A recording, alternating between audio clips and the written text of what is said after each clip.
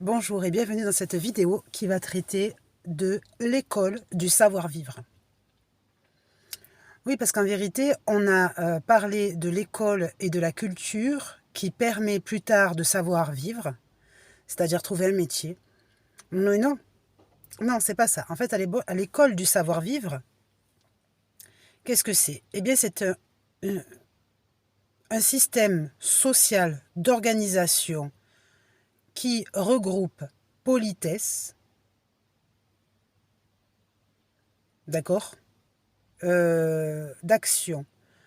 Comme par exemple, la base de la politesse, d'accord, bonjour, merci, au revoir, veuillez accepter, veuillez, etc., etc.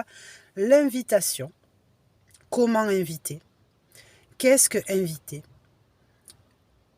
Être invité, c'est-à-dire, eh bien, quand on est invité, comment on se comporte?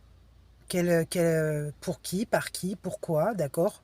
Donc les études de relations familiales, les études de si c'est en famille, si c'est entre amis, si c'est, etc., etc. Ça pourrait paraître naturel chez beaucoup, mais pas forcément. Par exemple, les grands événements, comme par exemple les accouchements, d'accord, ou malheureusement les enterrements, d'accord.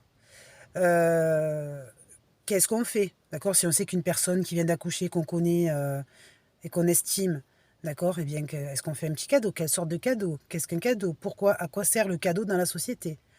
Est-ce qu'il est un art du savoir-vivre dans une société commerciale, par exemple, d'accord? Donc tout ça, après, c'est dans les évolutions de savoir-être et savoir-avoir. Pourquoi? Eh bien parce que la vie, en fait, se fait de relations humaines où, bien sûr, le savoir-vivre et savoir-être, c'est tout un art qui s'est perdu. D'accord, faut le dire. Euh, et c'est vrai qu'on n'a pas trop su ce qu'il fallait faire entre commercialiser et prendre pour vivre, ou savoir utiliser le savoir-vivre. Par exemple, on pourra avoir un métier qui s'appelle la secrétaire du savoir-vivre. Exemple, merci cher client, d'accord, de votre visite. Nous vous souhaitons une agréable et bonne année pour cette année, d'accord, etc., etc. Et ça, le savoir-vivre implique quoi à la base? Il implique une réactivité. D'accord. C'est-à-dire que normalement, il n'est pas semé d'hésitation. Le savoir-vivre, par exemple, on dit, bon, ben voilà, je t'ai offert une pizza, d'accord. Savoir-vivre, c'est, eh bien, écoute, la prochaine fois, c'est moi qui t'offre la pizza, mais tu viendras la manger à la maison, d'accord. Pour te remercier, je t'invite à manger la pizza la prochaine fois, tu choisis à quoi tu veux, d'accord. Un exemple, ou alors tu choisis autre chose. Donc, c'est vraiment des actions qui font vraiment plaisir, mais c'est vrai qu'ils demandent un investissement financier. Cet investissement financier, en fait, il existe dans le sens où le savoir-vivre n'est pas à perte. D'accord. Ça veut dire que des fois, on peut se dire, mince, mais le savoir-vivre, est-ce qui me tient à forcer de montrer que j'ai un pouvoir d'achat? Sinon, je ne peux pas me le permettre. Donc, à force, le système économique, en fait, il a fait que les gens, soi-disant sur la base de devoir économiser, le savoir-vivre n'existe pas. Puisque normalement, si vous savez, si quelqu'un qui sait vivre doit savoir avancer son argent. D'accord. Par exemple, on dit, voilà, je t'invite. Et donc, quand si je t'invite, c'est pour passer du bon moment. Donc, ça veut dire que il y aura sans doute du champagne, d'accord, du pastis, du vin, je ne sais pas si pour les personnes qui aiment boire, ou en tout cas des beaux repas. D'accord, je t'invite pas pour manger des pâtes au beurre. Comme beaucoup ont cru dire, ce qui compte, c'est de s'inviter. Je dis réponse, pas du tout. D'accord. Parce que ce qui fait plaisir, c'est le geste. C'est pas que de se voir, c'est l'action. C'est-à-dire se voir, c'est une chose, mais la qualité de l'action, elle a toute son importance dans le savoir-vivre.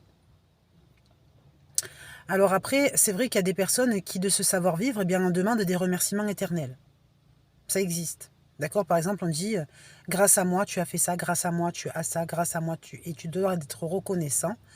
Donc, c'est un système de savoir-vivre qui est un petit peu pervers. Ça existe aussi. D'accord. Les personnes qui excellent dans l'art du savoir-vivre, ce sont des personnes qui savent espacer les actions. C'est-à-dire, par exemple, dire, voilà, l'espace. D'accord. Donc, on va dire que dans le cadre de l'espace, se trouve l'art du savoir-vivre. D'accord? C'est-à-dire qu'en fait, la planète Terre, elle, c'est celle dans laquelle nous vivons. Mais au-delà d'eux, l'au-delà, ça s'appelle le savoir-vivre. D'accord? Et quand on dit, voilà, moi je suis une personne que j'estime que je suis capable de voyager, d'accord? Je ne suis pas une cosmonaute, mais je suis capable de voyager, je suis capable de te faire voyager, non pas dans le sens pervers sexuel d'une personne qui, d'accord, déborde de sa perversité, d'accord, et qui sans doute est touchée par ce phénomène de savoir vivre, ne pas savoir. Maliard, qui n'est pas Molière. Mais normalement, le savoir-vivre, c'est de l'au-delà. D'accord? Ça veut dire qu'on a vu, c'est la prise d'espace-temps. D'accord? Une personne qui maîtrise l'espace-temps. Par exemple, qui dit, je n'ai pas oublié ton geste, d'accord? Mais qui peut être aussi perverti dans l'autre sens, c'est-à-dire, comme je n'ai pas oublié ce que tu fais, ça s'appelle la rancune. D'accord? Plus tard, je me vengerai. J'attends. D'accord? Donc, en fait, on va dire qu'autour de tout ce savoir-vivre, d'accord, qui est normalement une marque de bonne relation, il y a tout un contexte qui peut s'en échapper. D'accord? Les fuites du savoir-vivre. Tout ce contexte des fuites du savoir-vivre peut créer effectivement des formes de dépression, ce qu'on appelle la maniaco-dépressif. La maniaco-dépressivité, la maniaco-dépression. D'accord? C'est-à-dire qu'en fait, les personnes qui résistent à se tenir dans le savoir-vivre, mais qui sont touchées et percutées par toutes les déviations de savoir-vivre qui peuvent exister.